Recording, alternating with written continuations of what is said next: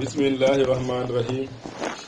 alhamdulilahi rabbil alamin wasalaatu wasalaam ala ashrafil mursalin wa ala alihi hudaati muhtadin xaqa qadrim daazim radiyallahu an tibitillah ma mumidi awliya wal arifin cheikhina wa ustazina ahmad bun muhammad tijani radiyallahu an taaj ahlillah mumidil arifina fi zamanina wa fi baqiti zaman cheikhina wa ustazina ibrahim naju hasabdillahi ñas an madadi walil arifi rabbani cheikhi wa ustazi mawlaaya muhammadul xayr ama baad na qul lakum assalaamu aleykum wa rahmatullahi taala wa barakatuhu ñu ngi sant borom subhanahu wa taala def jul ak sëlmal sangi muhammad sallallahu alayhi wa sallam di ñaan ngir mande yàlla na wàcc ci ki nga xam ne mooy sunu sëriñ sunu wasila ahmad doom muhammad tijaani di sàkk nga mànd boobu yàlla na wàcc ba ci ki nga xam ne mooy xalifaam doon na mbuutam doon na mbuutu yontu muhammad sallallahu alayhi wa sallam mooy ibrahim doomu alaaji abdoulaye Niass di sàkku tëbb sunu xadda sunu sëriñ sunu wasila mawlaana muhammadul xayri di ñaan yàlla da jox ko fan yi te yokk ko wér dafa ko tawfiq zaaran baat na ak boolum jullit yàlla dafa la lii nga xam ne ñaan na yàlla defal ko ci barke sang muhammad sallallahu alayhi wa sallam barke Cheikh Ahmad Tidiane barke Cheikh Ibrahim barke mboolem aarifina billaahi di leen ndokkeel ci gàmmu ñoom si leen jugee di rafet du taxawaay yi nga xam ne ñëpp àndee nañ ko di ñaan yàlla tamit mu ne bu mu nekk suñ mujj gi gàmmu di ñaan tamit gàmmu bu ñëw yàlla dàq gàmmu bi gën kestaan baawaan ci barke rasulullah sallallahu alayhi wa sallam yàlla mën noo ko ci barke aarifine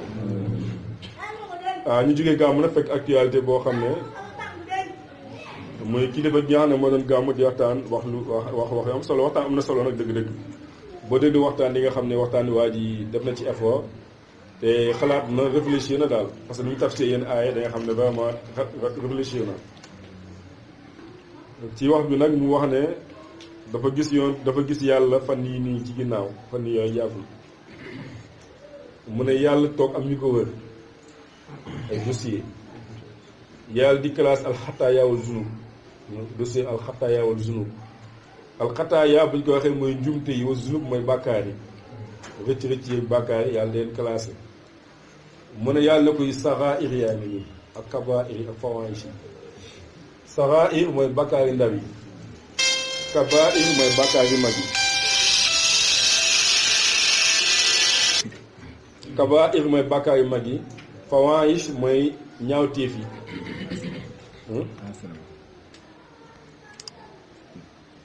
waaw fawaahish mooy ñaawteef yi waaw mu ne kon yàlla di classé mbiri daal léegi nag débat bi jug ne est-ce que waa ji li mu wax d'abord am na ñu ne loolu question bi waa ji ba xam dafa ne gis yàlla gi ba xam gis si xejj la ci àdduna bi ñu nekk yaasatan laa mën a amal comme Cheikh Diagne ni mu gisee yonante yaasatan laa mën a amal est-ce que moom noonu la gisee yàlla mu toog di ranger dossier am ñu koy défendre ne gis gi gént la waxul gis nii mais gis gi gént la muy ndoxal débat mooy est-ce que yàlla mënees na kaa gis ci àdduna muy toog waa muy taxaw mbaa muy dox mbaa muy daw mbaa muy rig bi mbaa muy def daa daal mën na gis yàlla léegi nag débat bi nag posé fan yëpp ñu ñaa ngi ma koy laaj dem ba léegi surtout sax ma gis na kon laaj nañu def ci taxaw seetlu ndax yaakaar dafa na waxtaan bi yàgg ci est-ce que yàlla mën na ko gis dafa nañ ci waxtaan mais yaakaar naa boo leen fàttali koy mooy yàlla kenn du ko gis en réalité kenn du gis yàlla loolu dàqul nag lu aarifee di wax bu aarifee ne gis yàlla bu aarifee di wax du gisul bët waaw yaakaar naa fii moom du fi problème ndax bët sax scientifiquement bët gisul en réalité bët gisul rawat na yàlla kon aarifee na du naan gis yàlla du gisul bët ndax bàyyi wax ne anal xawm yatakallamu bi alfaaz islaahim laysa ala zaahiriha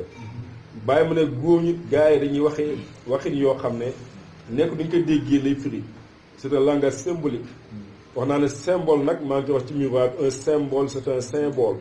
dans ce cas le plus important ce n'est pas le bol mais ce qu'il contient symbole du li ngay dégg noonu lay firi mais dafa am lu mu ëmb ci biir nag loolu mooy mbir mi kon bàyyi na ne góor yi dañoo koy waxin woo xam ne foog nga naan seen naa ne waaye pour dégg ko kon bu nee gis yàlla firiwul ne gis nii nangam sàngam ak yooyu mais gis di leneen la xaal bu nit ki toll ba moom jeex ci jëm yàlla ji ba dara nekk lu dul yàlla dund lu dul yàlla yëgu lu dul yàlla kooku mooy ne gis naa yàlla ni ma ko misaalee Archimède ba muy tuwee poussé d'Archimède bi ngay dégg da doon sangu ba muy sangu di sangu di jékki dégg-dégg la génne kusug neenam daw ci mbedd yi naan eureka mooy j'ai trouvé gis naa mbir mi gis naa mbir mi est-ce que la ma gis di kaa gis ci bët wala si xel mi la ko trouvé kon xel mee daj lam doon seet xel mee ko daj mais dafa daw naan gis naa kon Archimède du question dafa gisoon mbir mi mais ça du gisu bët mais gisu xel mee ko gis xel mee ko trouvé kon moo tax gis boo gis rek boo dégg ñu wax ko rek dafa firi ne jàkk kon mooy janoog Omar la mbaa Moussa mbaa keneen ak keneen kon gisu aarifi ne tey du suñ dabaa yow yàgg nañ cee waxtaan yaa ngi dégg léegi nag ñu ne est-ce que yàlla mu nees ne ko gis ci melokaan yi ñuy wax melokaan comme ni ko sëñ bi gisee moom ci waxam yonent Muhammad sallallahu alayhi wasallam moom am na ko kenn waxantew ndax yonent ba mu nee na ba mu rañaanee wax na sax mu ne raaytu rabbi fii suurati shaabin lahu wafra mu ne gis naa sama borom ci melokaan waxambaane boo xam ne boobu dafa sëq karaw boobu avec karaw dafa sëq hadis bi boo xoolee dafay saxal ne bii boo xoolee At-Tabaraani indi na ko mu ne hadis saxiix la bu wér la bu ne céng ne gis naa sama borom ci melokaan waxambaane bu sëq karaw kon boo xoolee kon yonent gis na yàlla ci melokaan nit bu toog waxambaane dafa toog mu dafa taxaw mais melokaan waxambaane moom la bàyyi di wax si tajalu suur yi na àla shorti sabi amrat ci melokaan waxambaane ba mu sikkim un garçon imber ba mu sikkim kon loolu jommul ci yonent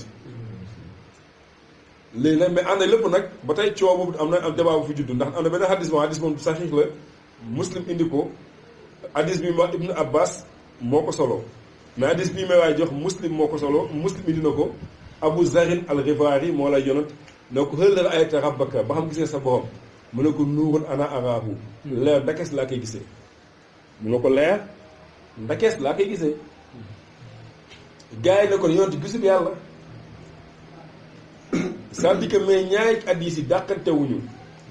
bii dafa wax ci yàlla ci xaqiqaam ci xaq bu juddoo xaq yu bi loolu mënu ko gis moo tax la ko leer ndax laa koy gisee mais bii dafa wax yàlla ci dimension bi ci lañ ko mën a gisee mooy wujud majaaz yi yàlla mën a see feeñ moo tax wax naa ko benn waaye bu doon jox ci wàllu gis yàlla di dal gars yi xam yi naan yàlla kenn du ko gis di développé di détaillé di wax ji am xaal bari xumb ma ne pour ma dimbali ko foo ma xamoo benn affaire moo ko ceux qui disent que quant à la visibilité d'Allah ceux qui disent qu'il est visible ont raison de même que ceux qui disent qu'il est invisible. Allah est visible dans son immanence et invisible dans sa transcendance. ñu ne yàlla des koy gis ak duñ koy gis ñëpp ñu wax na dëgg da yàlla bu fekkee ci dimension transcendante am na loolu yàlla kenn du ko daj da woo qaahirun fawqa ibaadihi yàlla dafa noot ci kaw jaam ñi kooku jaam ñi amuñu si accès bu dee nag li nga xam ne mooy dara nekk lu du yàlla fay naa tulli fas la moo ji laahi lii ñu janoog nit ki mën na ne gis naa yàlla te gis gi sax du gis ku daj du nekk gis ku matale ku dajale ndax lenn nga gis rek dégg nga yonent Muhammad sallallahu alayhi wasallam moo jël sa si moom kon moom gis na yàlla ci xeej ji yaxsatan nekkul ngir nelaw wala ngéemant wala nangam sàngam wala deewul mais dafa mel ni yonent ba mu gisee yàlla pare dafa mel ni yonent dafa ñoo jàngal ni ñu war a gisee yàlla dafa mel ni ku gestu ñooñu innakum lan taxaw rabbukum hatta tamuutu mun na yéen nag yéen innakum yéen ñi des la res lan taxaw rabbukum doo gis seen boom hatta tamuutu lu da ngeen dee raa rabbahu haqqan bi aynin wa suratin fa kullu jazakallahu xayran waaw kay wax ci nga fii ni mooy fi ma place am ndax Abou Abbas moom abooy bi Abou Abbas mas ci sooñu bu sëyri moo ko woyoon bàyyi reprendre ko mu ne raa rabbahu haqqan bi aynin wa suratin ñoon di gis na boromam dégg bi ay ni mu ngi ne ci bët ak ci melo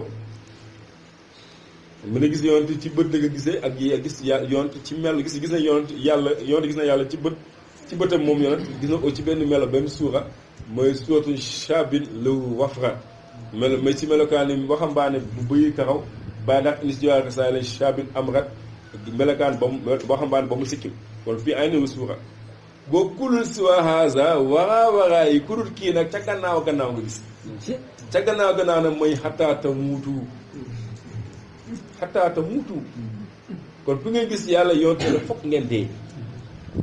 kon ku deexul wawul yaakaar gis yàlla léegi nag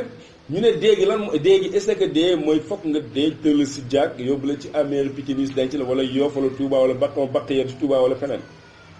mais bu ñu fàttale nelaw dee la nelaw dee la moo tax même ñaan bi nga xam ne yonte moom la wax moom nga ñaan boo yeewoo boo nelaw ba yeew mooy alhamdulilah lazi ahyaana baadama amaatana wa ilayhi nushur alhamdulilah ñi ngi sant yàlla lazi mi ngam ahyaana moo ñu dekkil baax dama bu dee gént du problème mais bu dee nag gis ko ci mbedd muy toog mbaa muy xandaaloog yooyu loolu ça devient autre chose kon yaakaar li la amoon dama ci wax yaakaar naa bu fekkee ah waaw bu dee ci gént sa mën na ne gént moom tout est possible mais bu dee ci xejj nag muy yoo ay dossier di ka as saxaayir wal kaba wal fawaahish la ça devient autre chose wasalaam comprendre mais yàlla nag gën a nekk baab walis ba xam ne gën naa feeñ baab walis ba xam